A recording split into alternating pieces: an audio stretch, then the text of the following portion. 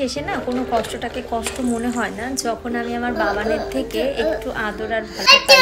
ও ও ও বাবা আচ্ছা অ্যাড দিচ্ছে তাই তো দাঁড়াও বলছি। হ্যালো বন্ধুরা, প্রিয়াঙ্কা স্পেশালি নতুন একটা ভিডিওর সঙ্গে তোমাদের সকলকে জানাচ্ছি অনেক অনেক ভালোবাসা আর অনেক ওয়েলকাম।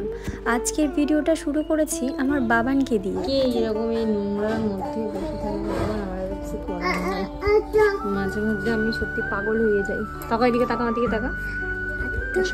ভিডিও ক্লিপটা নেওয়া ছিল আমার গতকাল রাতে, তো সেইটাই অ্যাড করে দিলাম। আর এইদিকে কয়েকটা কাজু বাদাম নিয়ে নিয়েছি।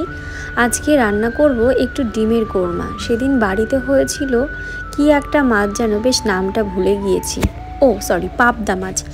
পাবদা মাছের ঝাল আমার খুব একটা ভালো লাগে না, মাছটা ওই ভাজা থাকলে যদি একটু ভালো লাগে, কিন্তু পাবদা মাছ আমার খুব একটা ভালো লাগে না খেতে সচরাচরই। এই জন্য আমার জন্য বানিয়েছিলাম একটু ডিমের কোরমা। বাবানে করে দাও ওই কেমন দাও তা ওই বাবানের ডিম আছে, আমি ওই ডিমটা দিয়ে দিচ্ছি। ওই দেশি মুরগির ডিম দিয়ে ভালো লাগে নাকি তাই? ও তো এটা কি হবে এখন অমলেট? ব্যাং 12টা বাজে দিতে ওই ডিমটা দিচ্ছি আমি পরে। ওই ডিমটা ভালো লাগবে না মানে বললো দুটো ডিম নিয়ে আসতে, আমি ডিম নিয়ে আসি চারটে, সঙ্গে সঙ্গে চারটে বলেছি ওরা দুটোই আনবা, সঙ্গে সঙ্গে সাজাই দেব। তুমি এরকম মানুষ কিছু আছে আমারে বলো তো, আনতো তো আমি তো অল্প চাওয়াতে আমি তো অনেকটাই করে দিয়ে দিতাম আবার। তখন তো আমি হিসাব করি না যে আমি এটা দেবো না। নিজের বেলায় 16 আনা আর লোকের বেলায় 4 আনা।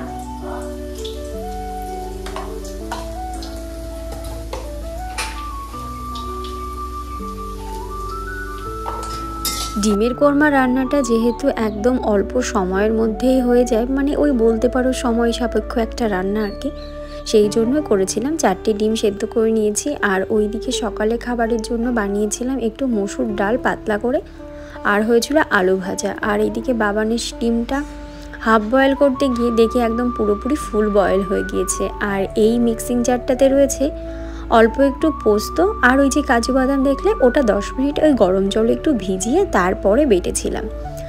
আর সেদিন যা বৃষ্টি ছিল বাপরে বাপ, আর মেঘলা ওয়েদারের মধ্যে রান্নাঘরে তো রান্না করতে আসার মতনই অবস্থা ছিল না, এত পরিমাণ ঝোড়ো হাওয়া দিচ্ছিল। আর আমাদের জানলাটায় যেহেতু কাঁচ লাগানো নেই, ওই জন্য আমাকে ওখানে কিছু একটা দিয়ে তাই রান্নাটা করতে হয়। আর এইদিকে এলাচটা আমি না ফাটিয়ে দিয়ে দিয়েছি, সঙ্গে সঙ্গে তুলে নিলাম। আর বাবান ছিল আমার নিচে, মানে পায়ের কাছে আর কি, বাসনপত্র নিয়ে খেলা করছে, তো যে কোনো মুহূর্তে ছিটকে ওর গায়ে যেতে পারে, সেই জন্য আমি এলাচটা তুলে রাখলাম। পরে মশলাটা যখন দেব তখন একবারে দিয়ে দেবো।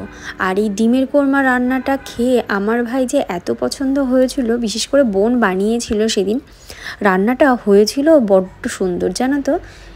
ওই টেস্টটা মনে হয় আমার হাতেও আসেনি। আর ও বরাবরই একটু রান্নার দিক থেকে পটু আছে, মানে ইচ্ছা করলে সমস্ত রান্নাই করতে পারে, কিন্তু বিয়ের আগে করতো না, এখন তো সবই করতে হয়। ওর হাতের ডিমের কোরমাটা আমার মনে হচ্ছে আর একবার খাই। আর এদিকে বেরেস্তা করে রেখে দিয়েছি, ডিমটা একদম হালকা আছে ভেজেছি, ব্যাস রান্নাবান্না কমপ্লিট। এবার চলে এসেছি দুপুরে খাওয়া দাওয়া করতে। দুপুরবেলায় সেদিন এইটা ছিল আমার কাছে একদম স্বর্গসমান খাবার। হালকা পাতলা মসুর ডাল, একটু লেবু, আর একদম ঝিরিঝিরি করে আলু ভাজা, আর সাথে ডিমের কোরমা। ব্যাস এই হলে দুপুরবেলায় বাঙালিদের আর কি চাই বলো তো। আর আলু ভাজা ওই মেখে ডালটা খেতে আমার বড্ড ভালো লাগে।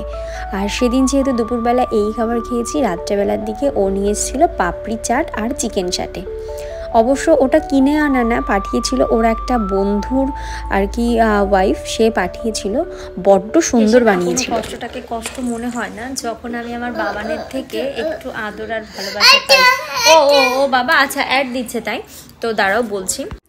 সারাদিন ওকে নিয়ে সত্যি কথা বলতে আমি ভীষণ ক্লান্ত হয়ে পড়ি, মানে ওর পিছনে মানে দৌড়াতে গিয়ে বা ওকে দেখাশোনা করতে গিয়ে একটু ক্লান্ত হই। কিন্তু দিন শেষে মানে সন্ধ্যাবেলায় ও ঘুম থেকে উঠবে, ঘুম থেকে ওঠার পর এত পরিমাণ আদর করবে, মানে সারাদিনের ক্লান্তি আমাকে ও ওই সময় জুড়িয়ে দেয়। একটু আগে বিস্কুট খাওয়ার আগে এসে ও আদর ঠাদর করে গিয়েছে। একটু এখানে একটা হামি দাও, আমাকে একটা হামি দাও। আমি দেবে না এখন, তুমি আমাকে দেবে না। ও মানে অন ক্যামেরা যখনই থাকবো আমি, তখনই কোনো কিছু বললে সেইটাতে বাবান কোনো রিয়াকশান দেবে না।